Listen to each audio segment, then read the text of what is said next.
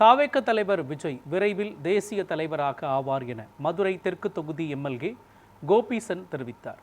தமிழக முதல்வர் விஜயின் பிறந்தநாள் விழா மற்றும் முன்னாள் முதல்வர் காமராஜரின் பிறந்த நாளை முன்னிட்டு தாவேக சார்பில் மதுரை முனிச்சாலை பகுதியில் கல்வி உபகரணங்கள் வழங்கும் நிகழ்ச்சி நடைபெற்றது. தாவேக நிர்வாகியின் வழக்கறிஞர்கள் வேல்முருகன், நந்தினி ஆகியோர் ஏற்பாடு செய்திருந்த இந்நிகழ்ச்சியில் தாவேக எம்எல்ஏ கோபீசன் கலந்து கொண்டார். நிகழ்ச்சியில் பேசிய தாவேக எம்எல்ஏ கோபீசன், தமிழகத்தில் நடந்த புரட்சி இந்தியா முழுவதும் நடக்க வேண்டும் என ஒவ்வொரு மாநில மக்களும் விரும்புகின்றனர் என்று தெரிவித்தார். இது ரீல்ஸ் ஆட்சி இல்லை, ரியல் ஆட்சி என்று தெரிவித்த அவர், லஞ்சத்தை ஒழித்த முதல்வராக விஜய் உள்ளார் என்று தெரிவித்தார். இந்த 60-70 நாட்கள்ல நம்மள சொல்றாங்க ரீல்ஸ் போடுற நிர்வாகிகள், ரீல்ஸ் போடுறாங்க அவங்களுடைய எம்எல்ஏக்கள் அப்படின்னு. இந்த ரீல்ஸ் இல்லைங்க, இந்த ரீல்ஸ்னால தான் இன்னைக்கு ரியல் ஆட்சி நடந்துட்டு இருக்கு.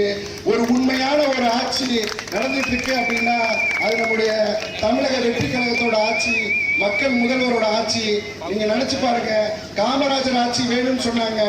இன்னைக்கு அந்த கல்விக்கு முக்கியத்துவம் கொடுத்த நம்முடைய மாண்புமிகு நம்முடைய தமிழக முதல்வர் சி. ஜோசப் விஜய் அவர்கள் கல்விக்கும் மருத்துவத்துக்கும் பெண்களுக்கும் குழந்தைகளுக்குமான முக்கிய திட்டங்களை பல செஞ்சுட்டு இருக்காரு.